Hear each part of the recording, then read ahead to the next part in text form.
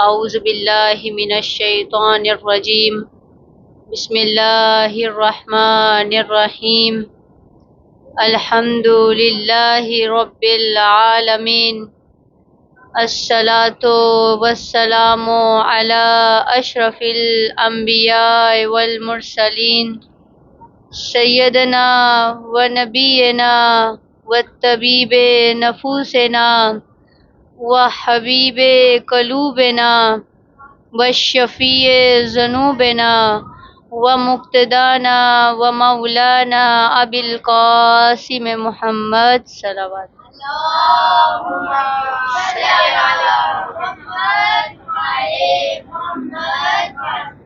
اما بعد فقال رسول اللہ صلی اللہ علیہ وآلہ وسلم الصلاة عمود الدین ان قبلت قبل ما سواها وان ردت رد ما سواها. درود پڑھے محمد والے محمد پر. اللہم صلی علی محمد وعلی محمد.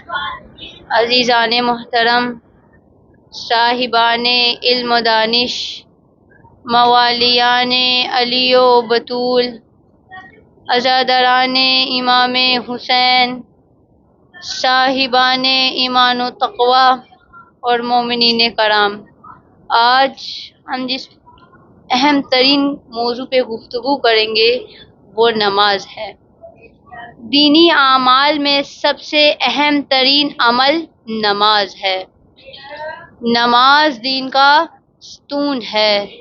نماز دین کا ایک اہم فریضہ ہے.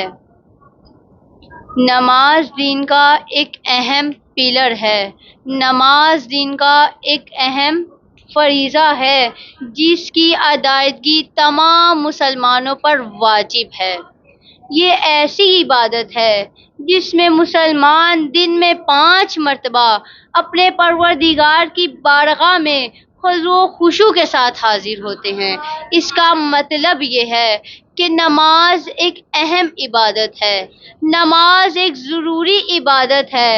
نماز ایک ایسی عبادت ہے جو ہم گناہگاروں کو، جو ہم خطا کاروں کو پروردگار کی بارگاہ میں جانے کے قابل بنا دیتی ہے.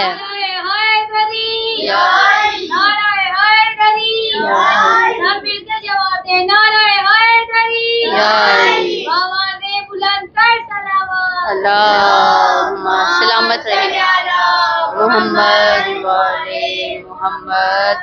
تو نماز کی سب سے پہلے جو نماز میں واضح کرتی چلوں وہ یہ ہے کہ نماز کی اہمیت کیا ہے، نماز کی فضیلت کیا ہے.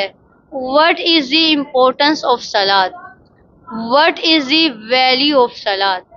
تو اس سوال کے جواب کو میں ایک حدیث سے بیان کروں گی، اور یہ حدیث اس ذات کی ہے جو مقصد تخلیق کائنات ہے، جو علت غایہ ممکنات ہے، جو آمنہ کا چاند ہے، جو دعائے ابراہیم ہے، جو سید ہے، جو جواد ہے، جو یاسین ہے، جو طٰہٰ ہے، جو مزمل ہے، جو مدثر ہے، جو گنتی کا پہلا عدد ہے، جو وما ینطق عن الہویٰ کا شاہ سوار ہے، جو بشیر و نذیر کا شاہکار ہے، جو 1,24,000 انبیاء کا امام ہے.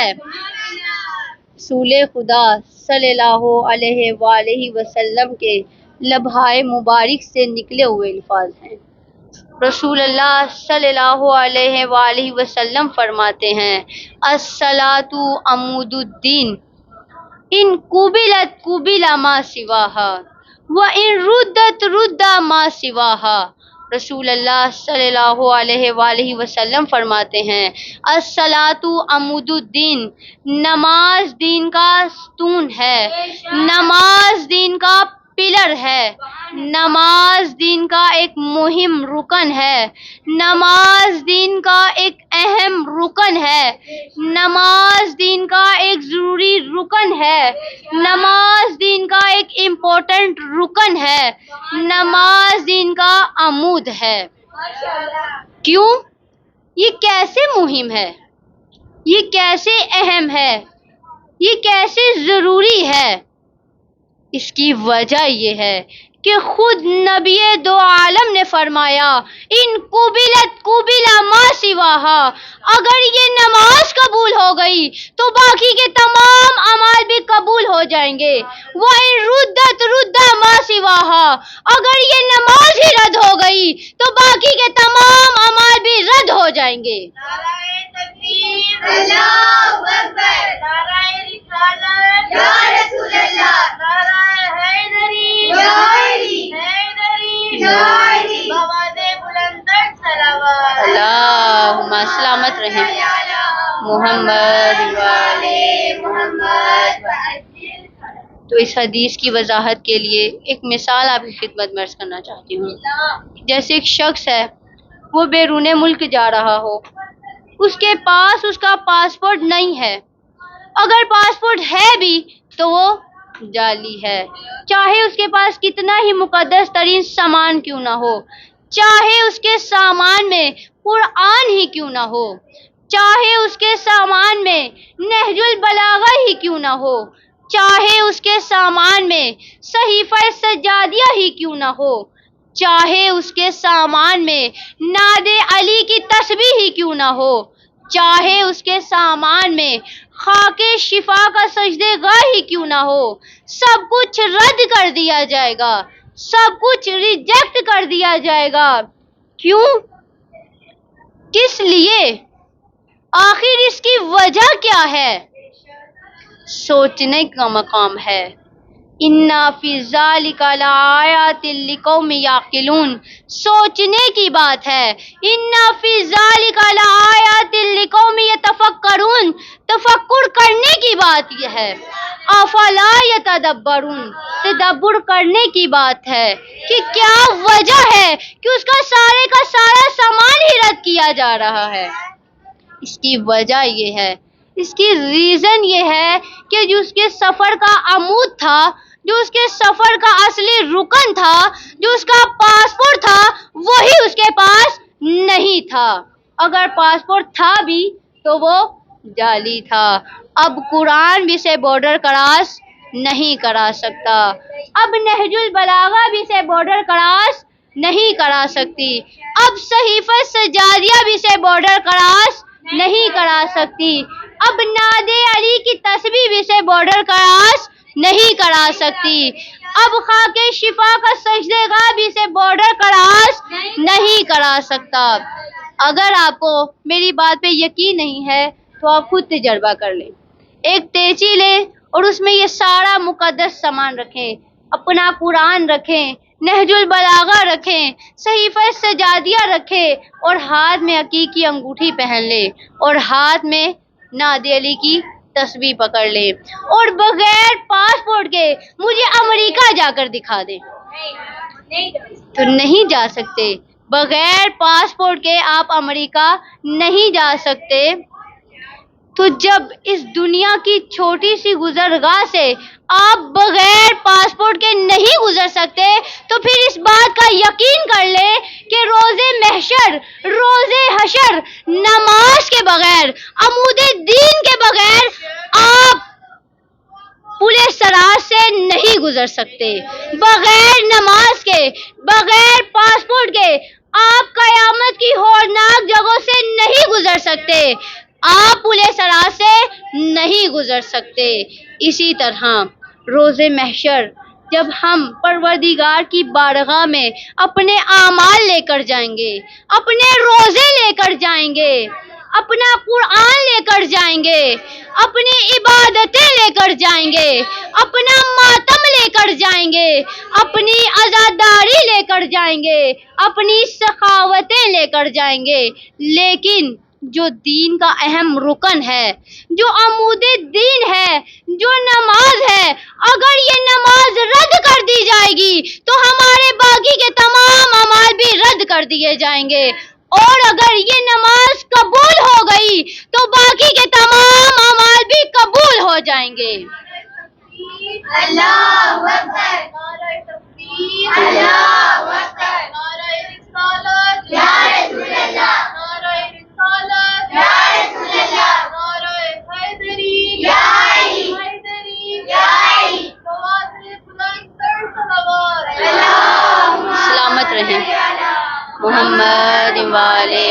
محمد وعجل فرجهم۔ ایک سادہ سی مثال آپ کی خدمت میں عرض کرنا چاہتی ہوں کہ جس سے تمام لوگ آشنا ہیں۔ نماز کا اور دوسری عبادات کا بالکل تعلق ایسے ہے جیسے سوئی اور دھاگے کا تعلق ہے۔ اب کپڑے کی جس جگہ سے سوئی گزرتی جائے گی وہاں سے دھاگا بھی آسانی سے گزرتا جائے گا۔ بالکل اسی طرح روز محشر جہاں جہاں ہماری نماز قبول ہوتی جائے گی وہاں ہمارے باقی کے اعمال بھی قبول ہوتے جائیں گے۔ دیکھا جائے کہ کپڑے کے جس جگہ پہ سوئی رک جاتی ہے وہاں سے دھاگا نہیں گزر سکتا۔ بالکل اسی طرح جہاں ہماری نماز رد کر دی جائے گی وہاں ہمارے باقی کے تمام اعمال بھی رد کر دیے جائیں گے۔ تو نماز دین کا ایک اہم رکن ہے۔ امام باقر علیہ السلام فرماتے ہیں ما صلی علی محمد وعلی محمد امام باقر علیہ السلام فرماتے ہیں بنی الاسلام علی خمسۃ الاشیاء علی الصلاۃ والزکاۃ والحج والصوم والولایہ فقال زرارۃ فقلت ای شیء من ذلک افضل فقال الولایۃ افضل لأنها مفتاحهن والوالی هو الدلیل علیہن۔ امام فرماتے ہیں بنی الاسلام علی خمسۃ الاشیاء کہ دین کی بنیاد 5 چیزوں پر ہے۔ علی الصلاۃ سب سے پہلی نماز، والزکاۃ اور دوسری زکوٰۃ، والحج اور تیسرا حج، والصوم اور چوتھا روزہ، والولایہ اور 5واں ولایت۔ اس حدیث سے یہ پتہ چلتا ہے کہ سب سے پہلی بنیاد، سب سے اہم ترین رکن دین کا، سب سے اہم بنیاد نماز ہے۔ بنی الاسلام علی خمسۃ الاشیاء علی الصلاۃ، امام فرماتے ہیں کہ دین کی بنیاد 5 چیزوں پر ہے۔ علی الصلاۃ سب سے پہلی نماز ہے۔ تو نماز کی بہت زیادہ فضیلت ہے کیونکہ نماز دین کا ایک اہم رکن ہے، نماز دین کا عمود ہے۔ اب جہاں میں نے نماز کی اہمیت کو رسول اللہ صلی اللہ علیہ وآلہ وسلم کی احادیث سے بیان کیا وہاں میں یہ بھی واضح کرتی چلوں کہ نماز کے فائدے کیا ہیں، نماز کے فوائد کیا ہیں۔ تو سب سے پہلا فائدہ کہ نماز ایروپلین کا کام کرتی ہے۔ جیسے ایک ہوائی جہاز انسانوں کو زمین سے اٹھا کر بلندیوں تک لے جاتا ہے، بالکل نماز بھی اسی طرح سے ہے۔ انسان جو کہ حقیر ہے، انسان جو کہ مسکین ہے، انسان جو کہ ذلیل ہے، انسان جو کہ محتاج ہے، انسان جو کہ لاچار ہے، اور وہ خدا جو قادر مطلق ہے، وہ خدا جو رب العالمین ہے، وہ خدا جو غنی العالمین ہے، وہ خدا جو ان اللہ علی کل شیء قدیر ہے۔ نماز میں یہ پاور ہے، نماز میں یہ طاقت ہے کہ وہ اس مسکین کو اٹھاتی ہے، قادر مطلق سے ملا دیتی ہے، اس حقیر کو اٹھاتی ہے، رب العالمین سے ملا دیتی ہے، اس ذلیل کو اٹھاتی ہے، غنی العالمین سے ملا دیتی ہے، اس عبد کو اٹھاتی ہے، معبود سے ملا دیتی ہے۔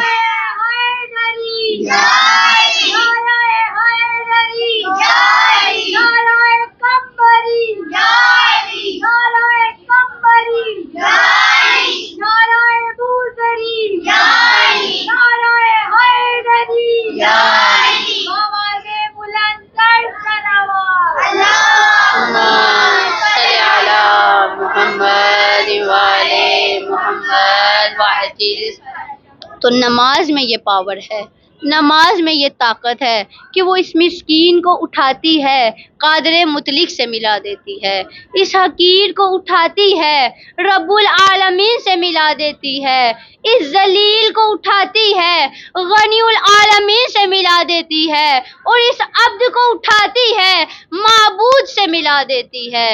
اسی طرح مناجات امیر المومنین میں مولا کل، امیر المؤمنین، مطلوب کل طالب، غالب علی کل غالب، علی ابن ابی طالب فرماتے ہیں،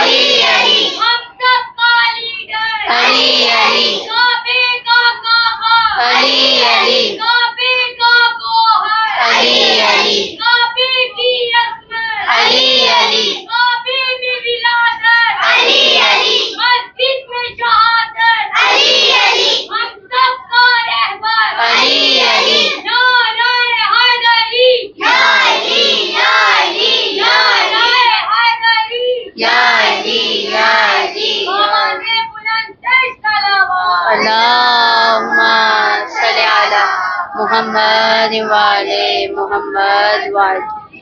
مناجات امیر المومنین میں مولا کائنات فرماتے ہیں کہ نماز وہ ہے جو عبد کو معبود سے ملا دیتی ہے، جو مملوک کو مالک سے ملا دیتی ہے، جو مخلوق کو خالق سے ملا دیتی ہے، جو مرزوق کو رازق سے ملا دیتی ہے، جو مرحوم کو رحمان سے ملا دیتی ہے، جو مذنب کو غفار سے ملا دیتی ہے، جو خطا کار کو ستار سے ملا دیتی ہے، جو مغلوب کو غالب سے ملا دیتی ہے، جو محب کو محبوب سے ملا دیتی ہے، جو مربوب کو رب سے ملا دیتی ہے، جو عاشق کو معشوق سے ملا دیتی ہے، جو صغیر کو کبیر سے ملا دیتی ہے، جو طالب کو مطلوب سے ملا دیتی ہے، جو صغیر کو کبیر سے ملا دیتی ہے، جو ضعیف کو قوی سے ملا دیتی ہے، جو ذلیل کو عزیز سے ملا دیتی ہے، جو سائل کو موتی سے ملا دیتی ہے، اور نماز وہ ہے جو خاک نشینوں کو مصلی سے اٹھاتی ہے، رب ذوالجلال والاکرام سے ملا دیتی ہے۔ درود اللہ اکبر، اللہ اکبر، یا رسول اللہ، یا رسول اللہ، یا علی، اللہم صلی علی محمد۔ اب جو خاک سے خدا تک جانا ہے، یہی انسان کا مقصد حیات ہے، یہی انسان کی خلقت کا مقصد ہے، یہی انسان کی زندگی کا مقصد ہے۔ اللہ تعالیٰ سورہ بقرہ کی آیت نمبر 29 میں ارشاد فرماتا ہے، بسم اللہ الرحمن الرحیم، هو الذی خلق لکم ما فی الارض جمیعا، کہ جو کچھ زمین میں ہے وہ سب کا سب انسان کے لیے ہے۔ اور پھر اللہ تعالیٰ سورہ جاثیہ کی آیت نمبر 13 میں فرماتا ہے، وَسَخَرَ لَكُم مَّا فِي السَّمَاوَاتِ وَمَا فِي الْأَرْضِ جَمِيعًا، کہ زمین و آسمان میں جو کچھ ہے وہ سب کا سب انسان کے لیے ہے۔ خالق فرماتا ہے، اے انسان یہ سب کچھ تیرے لیے ہے، یہ آسمان تیرے لیے ہے، یہ زمین تیرے لیے ہے، یہ چاند تیرے لیے ہے، یہ سورج تیرے لیے ہے، یہ کہکشاں تیرے لیے ہے، یہ چرند تیرے لیے ہے، یہ پرند تیرے لیے ہے، یہ پھل تیرے لیے ہے، یہ پھول تیرے لیے ہے، یہ ٹھاٹھے مارتے ہوئے سمندر تیرے لیے ہے۔ اے انسان یہ سب کچھ تیرے لیے ہے۔ تو پھر ذہنوں میں سوال پیدا ہوتا ہے کہ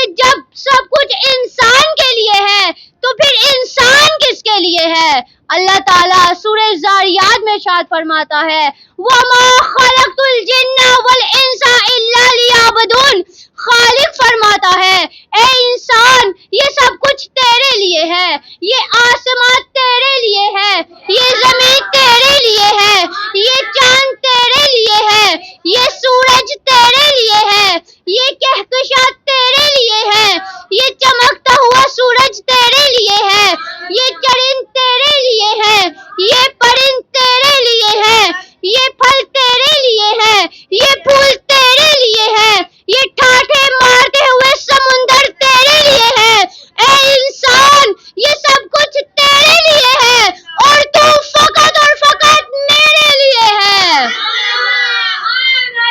یا علی، یا علی، یا علی، اللہم صلی علی محمد وعلی محمد وعجل۔ خالق فرماتا ہے اے انسان یہ سب کچھ تیرے لیے ہے اور تو فقط اور فقط میرے لیے ہے، نہ تو زمین کے لیے ہے نہ آسماں کے لیے، نہ تو زمین کے لیے ہے نہ آسماں کے لیے، یہ جہاں ہے تیرے لیے تو نہیں جہاں کے لیے، نہ تو زمین کے لیے ہے نہ آسماں کے لیے، یہ جہاں ہے تیرے لیے تو نہیں جہاں کے لیے، رہے گا راوی نیل و فرات میں کب تک، رہے گا راوی نیل و فرات میں کب تک، تیرا سفینہ کے ہے بحرے بے قرار کے لیے، نگاہ بلند سخن دل نواز جانے پرسوز، نگاہ بلند سخن دل نواز جانے پرسوز، یہی ہے رخت سفر میرے کارواں کے لیے، نہ تو زمین کے لیے ہے نہ آسماں کے لیے، یہ جہاں ہے تیرے لیے تو نہیں جہاں کے لیے۔ اللہ اکبر، نعرہ تکبیر، اللہ اکبر، نعرہ رسالت، یا رسول اللہ، نعرہ رسالت، یا رسول اللہ، نعرہ حیدری، یا علی، نعرہ حیدری، یا علی، بآواز بلند تر صلوات، اللہم صلی علی محمد وعلی محمد۔ سلامت رہے۔ تو نماز بندگی خدا کا ذریعہ ہے۔ رسول خدا صلی اللہ علیہ وآلہ وسلم فرماتے ہیں الصلاۃ معراج المؤمن، کہ نماز مومن کی معراج ہے، یعنی نماز انسان کو پستی سے بلندی تک لے جاتی ہے، نماز انسان کو ذلت سے عزت تک لے جاتی ہے، نماز انسان کو ناقص سے کامل تک لے جاتی ہے، نماز انسان کو زوال سے کمال تک لے جاتی ہے، اور نماز انسان کو خاک سے خدا تک لے جاتی ہے۔ نماز خیر العمل کی طرف بلاتی ہے، نماز خیر العمل کی طرف بلاتی ہے، نماز عشق خدا کا ہنر سکھاتی ہے، نماز خیر العمل کی طرف بلاتی ہے، نماز عشق خدا کا ہنر سکھاتی ہے، نماز عبد کو معبود سے ملاتی ہے، نماز عبد کو معبود سے ملاتی ہے، نماز گفتگو اللہ سے کراتی ہے، یہی نماز گناہوں سے بھی بچاتی ہے، نماز قبر تلک ساتھ ساتھ جاتی ہے، نماز وہ ہے جو فاقوں میں مصطفیٰ نے پڑھی، نماز وہ ہے جو فاقوں میں مصطفیٰ نے پڑھی، جگہ کے اپنے ہی قاتل کو مرتضیٰ نے پڑھی، نماز وہ ہے جو فاقوں میں مصطفیٰ نے پڑھی، جگہ کے اپنے ہی قاتل کو مرتضیٰ نے پڑھی، جو چکیوں کی مشقت میں فاطمہ نے پڑھی، گلے لگا کے زہر کو جو مجتبیٰ نے پڑھی، نماز وہ ہے جو فاقوں میں مصطفیٰ نے پڑھی، جگہ کے اپنے ہی قاتل کو مرتضیٰ نے پڑھی، جو چکیوں کی مشقت میں فاطمہ نے پڑھی، گلے لگا کے زہر کو جو مجتبیٰ نے پڑھی، جو چاہتا ہے کہ عظمت نماز کی دیکھے، جو چاہتا ہے کہ عظمت نماز کی دیکھے، میرے حسین کا وہ سجدہ آخری دیکھے۔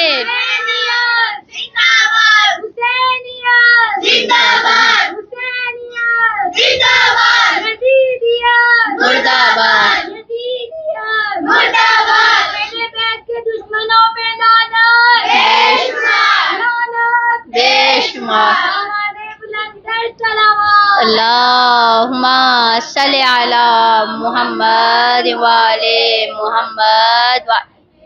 تو نماز انسان کو خاک سے خدا تک لے جاتی ہے۔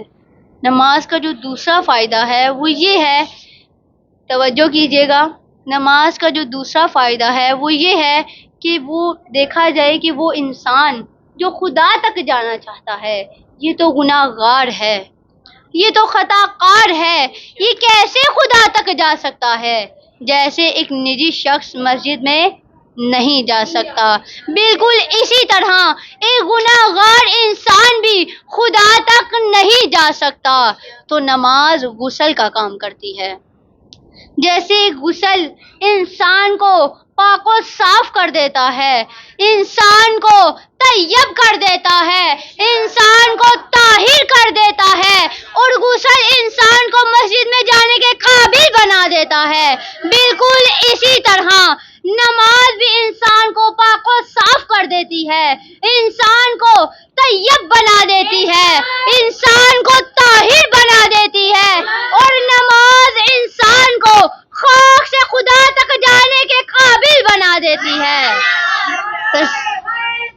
یا علی یا علی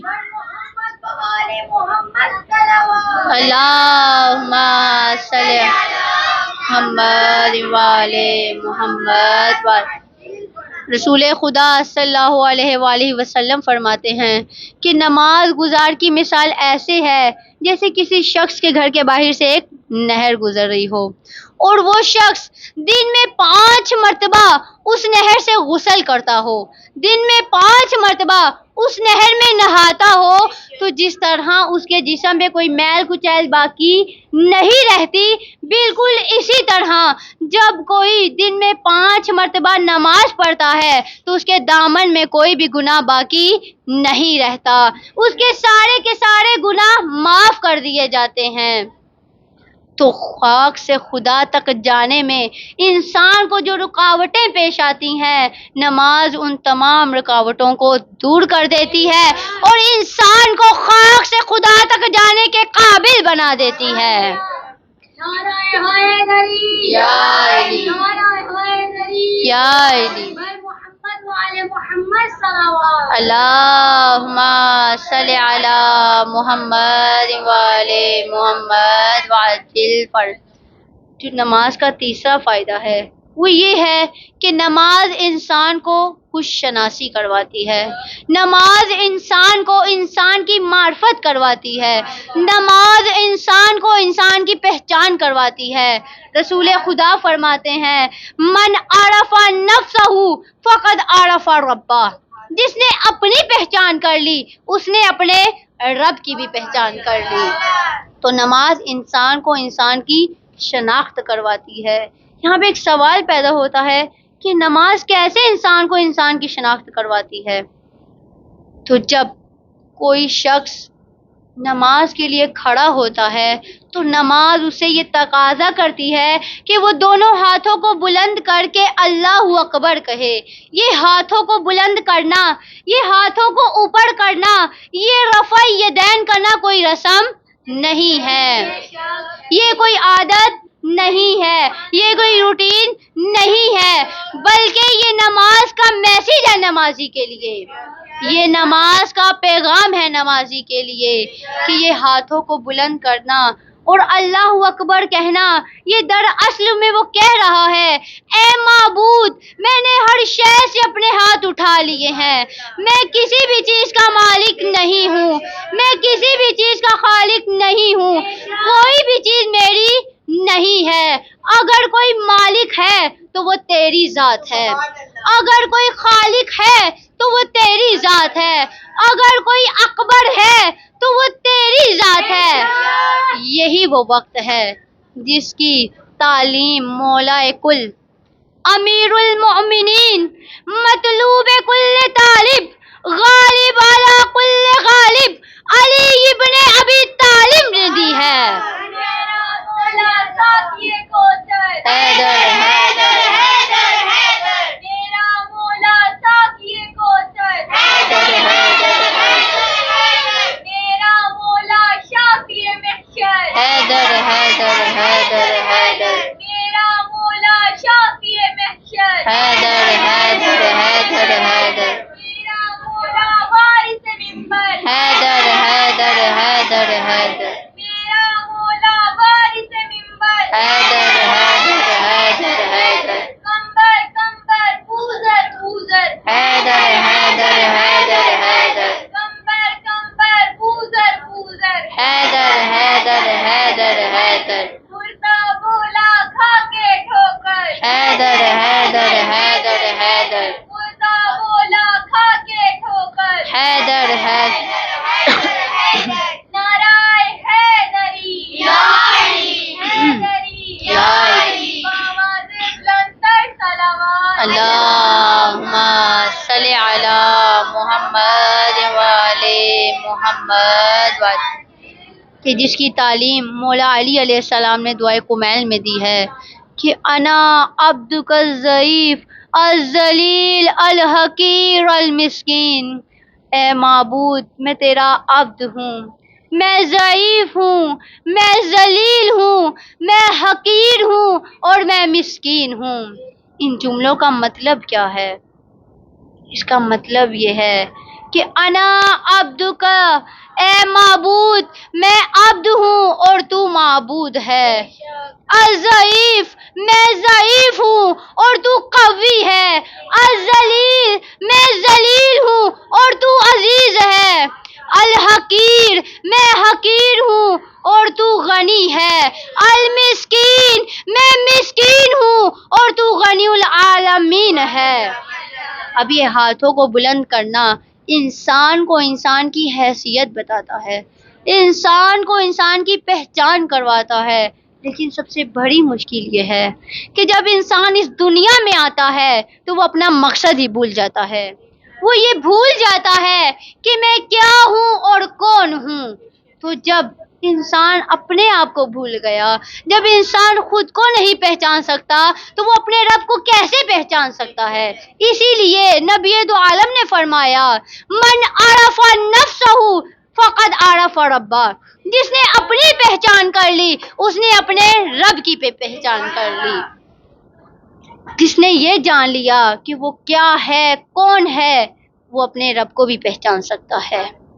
ہم کون ہیں کیا ہیں باخدا یاد نہیں، ہم کون ہیں کیا ہیں باخدا یاد نہیں، اپنے اسلاف کی کوئی بھی ادا یاد نہیں، ہم کون ہیں کیا ہیں باخدا یاد نہیں، اپنے اسلاف کی کوئی بھی ادا یاد نہیں، ہاں گر ہے یاد تو کافر کے ترانے ہیں بس، ہاں گر ہے یاد تو کافر کے ترانے ہیں بس، ہے نہیں یاد تو مسجد کی صدا یاد نہیں، بنت حوا کو نچاتے ہیں سرے محفل میں ہم، بنت حوا کو نچاتے ہیں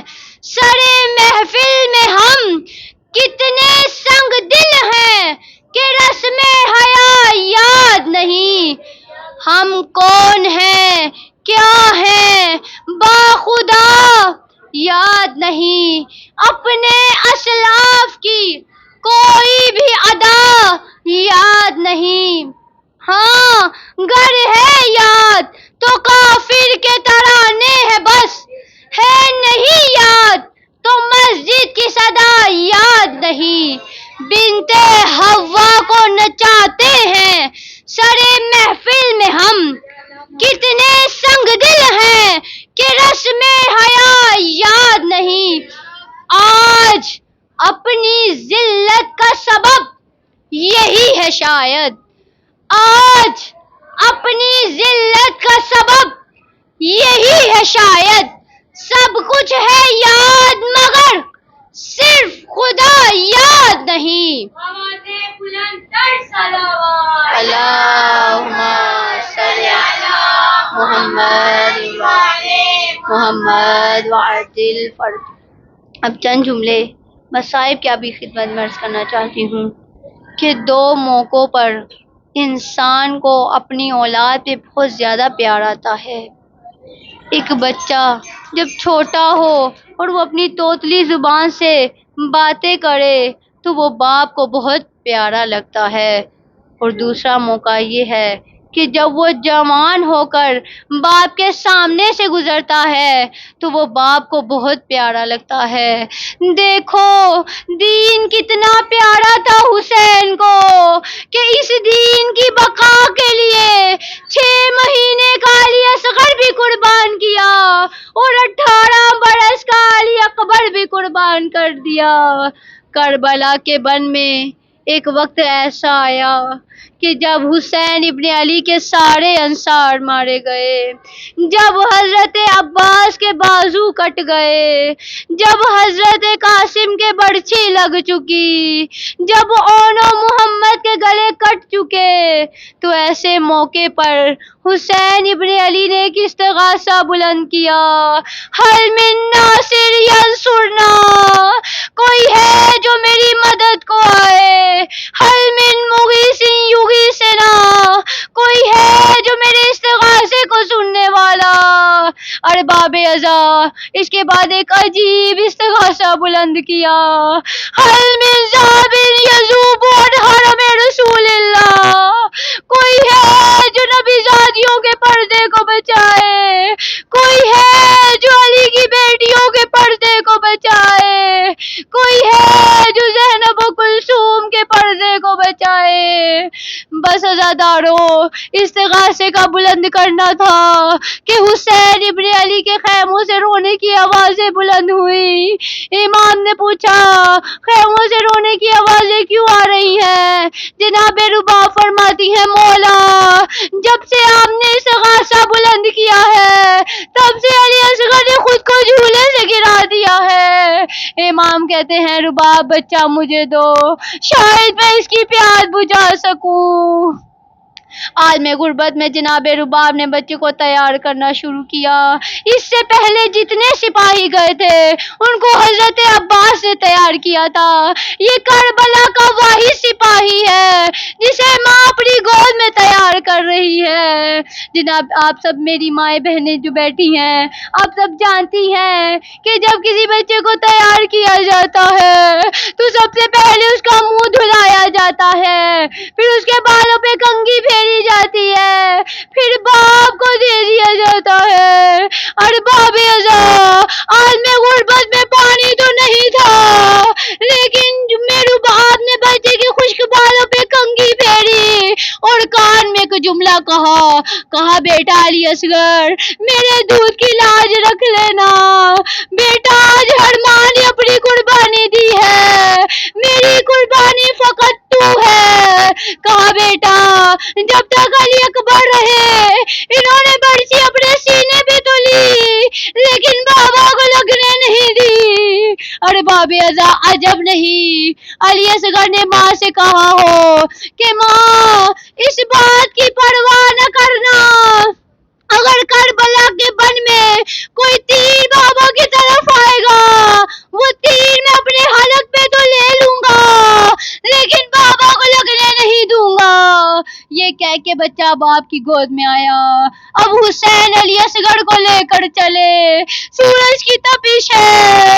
سید الشہداء نے اپنی ابا کا دامن علی اصغر کے چہرے پر ڈال دی. میں ہاتھوں کو جوڑ کے عرض کروں گی، ارباب اعظم مجھے معاف کر دیجئے گا، میں ہاتھوں کو جوڑ کے عرض کروں گی کہ مولا علی اصغر کے چہرے پہ سورج کی تپش پڑے، آپ سے برداشت نہیں ہوتا، مولا اس وقت کیسے برداشت کرو گے جب تیر علی اصغر کے حلق پہ لگے گا۔ اب سید الشہداء آگے بڑھے، ہاتھوں میں علی اصغر ہے، فوجی اشقیاء نے سمجھا حسین قرآن لے آئے ہیں، آزادارو قرآن ہے لیکن قرآن ناطق کا ایک پارہ ہے۔ اب امام حسین علیہ السلام فوجی اشقیاء کے سامنے کھڑے ہوئے اور ایک خطبہ دیا، خطبہ دینے کے بعد کہا، اے فوجی اشقیاء، اگر تمہاری کسی سے جنگ ہے تو وہ میں ہوں، اگر تمہارا کسی سے اختلاف ہے تو وہ میں ہوں، اس بچے کی ماں کا دودھ خشک ہو گیا ہے، اگر ہو سکے تو 2 گھونٹ پانی دے دو۔ ارے بابے ذرا سوچئے تو صحیح، حسین نے کتنا پانی مانگا ہوگا، وہ میری مائیں بہنیں کہ جن کی گود میں ننھے ننھے بچے ہیں وہ یہ جانتی ہیں کہ جب کسی بچے کو پیاس لگتی ہے تو اسے گلاس میں نہیں بلکہ اگر پانی میں 2 انگلیاں ڈبو کر اس کے منہ میں ڈال دی جائے تو اس سے اس بچے کی پیاس بجھ جاتی ہے۔ ارباب ازا وہ حسین کہ جس کی ماں کے حق محل میں پوری کائنات کا پانی تھا، وہ حسین کربلا کے بل میں اتنا غریب ہو گیا، اتنا غریب ہو گیا کہ اپنے بچے کے لیے 2 گھونٹ پانی مانگ رہا ہے۔ بس یہ منظر دیکھ کر فوجی اشقیاء نے رونا شروع کر دیا۔ عمر سعد ہرملا کے پاس آیا اور کہا، اقتا کلام الحسین، ہرملا حسین کے کلام کو قطع کر دو۔ اس لعین نے کہا، ہے عمر سعد، اس بچے حسین کے کلام کو قطع کروں یا اس بچے کے گلے کو قطع کروں؟ بس ارباب ازا مجھے معاف کر دیجئے گا۔ اب اس نے ایک تیر علی اصغر کے حلق پہ نشانہ لیا، اب جو تیر اس نے نشانے پہ رکھا تھا ارباب ازا یہ 3 شعبہ تیر تھا جو جنگلی جانور اور گھوڑوں کے لیے استعمال کیا جاتا تھا۔ اس لعین نے تیر کو نشانے پہ کھینچا اور علی اصغر کے حلق کا نشانہ لیا، اس کا تیر نشانے سے گر گیا۔ اس لعین نے دوبارہ تیر نشانے پہ کھینچا، دوبارہ اس کا تیر نشانے سے گر گیا، 3 مرتبہ اس کا تیر نشانے پہ رکھا، 3 مرتبہ اس کا تیر نشانے سے گر گیا۔ عمر سعد ہرملا کے پاس آیا، کہا، اے ہرملا، تو سب سے بڑا تیر انداز ہے، تیرا تیر بار بار نشانے سے کیوں گر جاتا ہے؟ اس لعین نے کہا، ہے عمر سعد میرے پاس آ۔ اس نے کہا، ہے عمر سعد، جب میں تیر نشانے پہ کھینچتا ہوں تو خیمے میں کالے برقعے والی بی بی ہے جو ہاتھوں کو جوڑ کے عرض کرتی ہے، جو سر پہ قرآن رکھ کے کہتی ہے، اے ہرملا تو اپنا تیر بھی دیکھ اور اس بچے کا گلا بھی دیکھ۔ ارباب ازا مشکل گھڑی آ گئی، مصائب کی گھڑی آ گئی، مجھے معاف کر دیجئے گا۔ اس لعین نے اب جو تیر نشانے پہ کھینچا وہ تیر علی اصغر کے حلق پہ لگا۔ تاریخ کہتی ہے علی اصغر باپ کے ہاتھوں میں منقلب ہو گئے۔ تاریخ یہ کہتی ہے کہ علی اصغر نے ایسے جان دی جیسے ایک مچھلی پانی سے نکل کر جان دیتی ہے۔ جب مچھلی جان دیتی ہے تو اس کی 3 حالتیں ہوتی ہیں، سب سے پہلے اچھلتی ہے، تڑپتی ہے، پھر دائیں کروٹ لیٹتی ہے، پھر بائیں کروٹ لیٹتی ہے، کبھی منہ کھولتی ہے، کبھی بند کرتی ہے۔ عزادارو علی اصغر نے بھی ایسے ہی جان دی، جب تیر حلق پہ لگا تو باپ کے ہاتھوں میں اچھل گئے، باپ کے ہاتھوں میں تڑپ گئے، کبھی بائیں کروٹ لیٹتے ہیں، کبھی بائیں کروٹ لیٹتے ہیں، کبھی منہ کھولتے ہیں، کبھی منہ بند کرتے ہیں۔ امام حسین کے ہاتھوں میں علی اصغر کا خون ہے، امام نے چاہا آسمان کی طرف پھینکے آسمان نے کہا مولا قیامت تک بارش نہ ہوگی. امام نے زمین کی طرف پھینکنا چاہا. زمین نے کہا مولا قیامت تک غلہ اگ نہ پائے گا. امام نے اسے علی اصغر کے خون کو اپنی داڑھی پہ مل لیا تاکہ روز محشر اپنے نانا کو دکھاؤں کہ امت نے کس طرح سے اجر رسالت ادا کیا. امیر انیس اسی کی منظر کشی کرتے ہیں. انکار آسماں کو ہے راضی زمین نہیں. انکار آسماں کو ہے راضی زمین نہیں. اصغر تیرے خون کا ٹھکانہ کہیں نہیں. یہ کہہ کے حسین ابن علی اصغر کو لے کر خیمے کی طرف بڑھتے ہیں. اور باب ازا خیمے میں ایک خاص منظر ہے. خیمے کے دروازے پہ ام رباب کھڑی ہیں.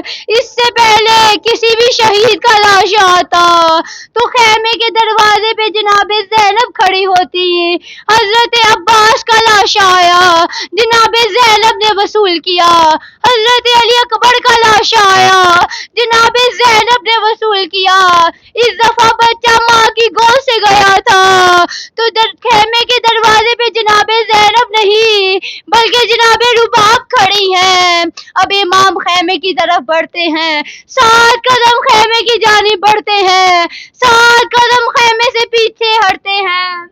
میں ہاتھوں کو جوڑ کے عرض کروں گی, میں پوچھوں گی مولا آپ خیمے سے کیوں پیچھے ہٹتے ہیں؟ عجب نہیں امام کہیں دروازے خیمے کے دروازے پہ علی اصغر کی ماں رباب کھڑی ہے. اگر رباب نے پوچھ لیا مولا بچہ ذبح ہوتا رہا اور آپ دیکھتے رہے تو میں کیا جواب دوں گا؟ بالآخر حسین ابن علی خیمے کی طرف بڑھے. جب خیمے میں پہنچے تو علی اصغر کو ام رباب کو دیا. ام رباب نے علی اصغر کے چہرے سے رومال کو اٹھایا اور ایک نوحہ پڑا, یا بنیا امثلک ینہر, اے میرے بیٹے کیا تیرے جیسے بھی نہر کیے جاتے ہیں؟ اور باب ازا ایک ہوتا ہے ذبح, اگر گلا ایک طرف سے کاٹا جائے وہ ذبح ہوتا ہے, اگر گلا 3 طرف سے کاٹا جائے وہ نہر ہوتا ہے. کیونکہ علی اصغر کے حلق پہ 3 شعبہ تیر لگا تھا, اس لیے جناب رباب نے کہا یا بنیا امثلک ینہر, اے میرے بیٹے کیا تیرے جیسے بھی نہر کیے جاتے ہیں؟ الا لعنت اللہ علی قوم الظالمین. پروردگار عالم سے دعا ہے, پروردگارا تجھے واسطہ محمد والے محمد کا, پروردگارا تجھے واسطہ تیری بلند و بالا صفات کا, پروردگارا تجھے واسطہ تیری اولیاء کی عصمت کا, پروردگارا تجھے واسطہ تیرے انبیاء کے نور کا, پروردگارا تجھے واسطہ محمد والے محمد کا. جو بہنیں یہاں پر موجود ہیں پروردگارا ان کی جھولیوں کو خالی نہ پلٹانا. پروردگارا تجھے واسطہ محمد والے محمد کا, پروردگارا جو بہنیں بے اولاد ہیں انہیں علی اصغر کے صدقے میں نیک اور صالح اولاد عطا فرما.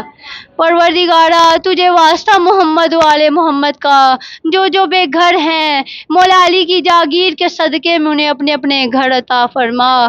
پروردگارا تجھے واسطہ محمد والے محمد کا, جو بیمار ہیں بیمار کربلا کے صدقے میں انہیں شفائے کاملہ و عاجلہ عطا فرما.